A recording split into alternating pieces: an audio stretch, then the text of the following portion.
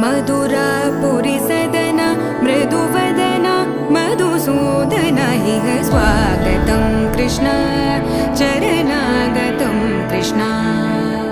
मधु